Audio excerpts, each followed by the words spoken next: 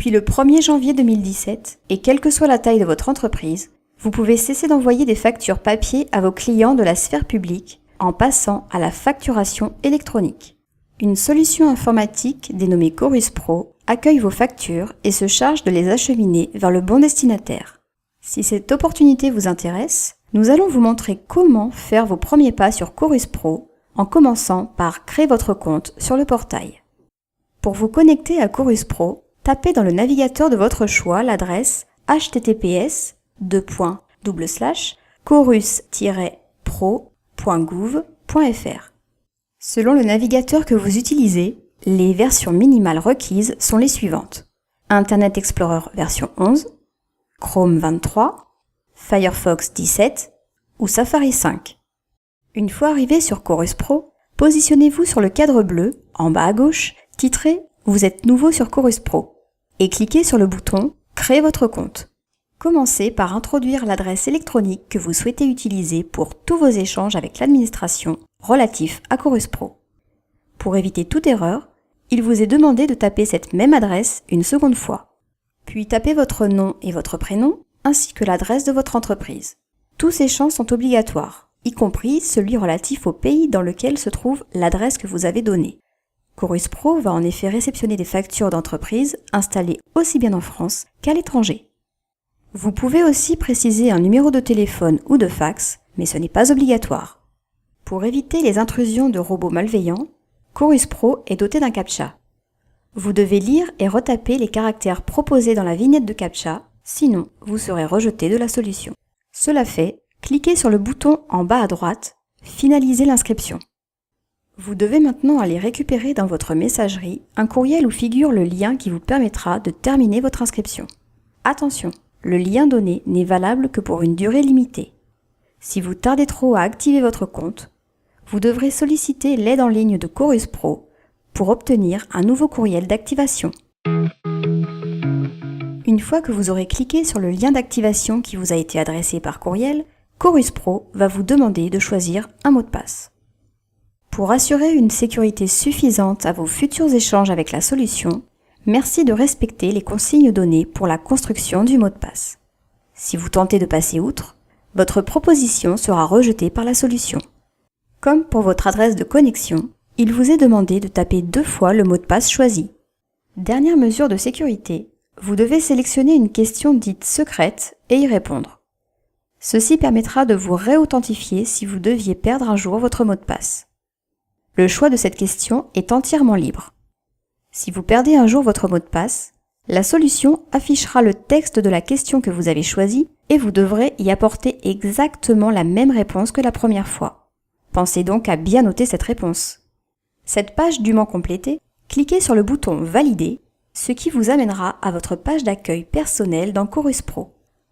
Cette page est reconnaissable au fait que votre prénom et votre nom apparaissent dans un cadre blanc, en haut à droite de l'écran. Le bouton de déconnexion se situe à côté. Dans la barre bleue située juste en dessous, vous voyez également apparaître un nouvel onglet titré « Mon compte ». Vous avez jusqu'ici créé votre compte personnel.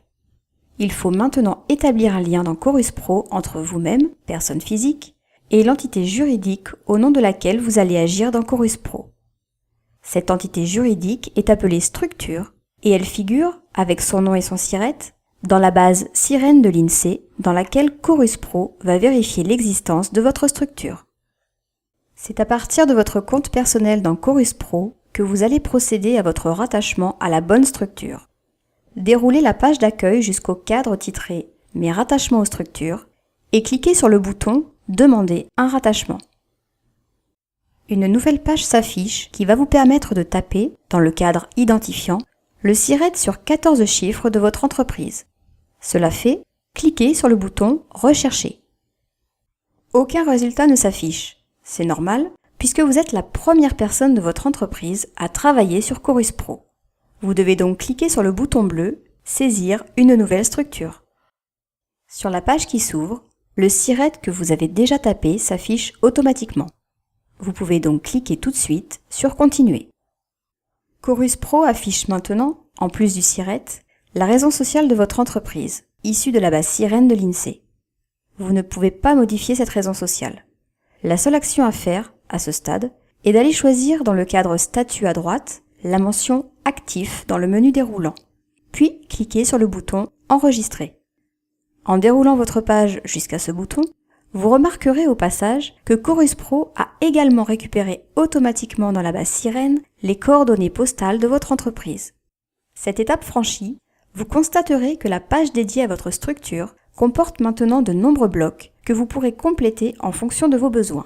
Par exemple, en saisissant les coordonnées bancaires de votre entreprise et en téléchargeant un RIB, en identifiant différents services si, au sein de votre structure, plusieurs services sont amenés à émettre des factures déposées sur Chorus Pro, en rattachant d'autres utilisateurs que vous-même à la structure.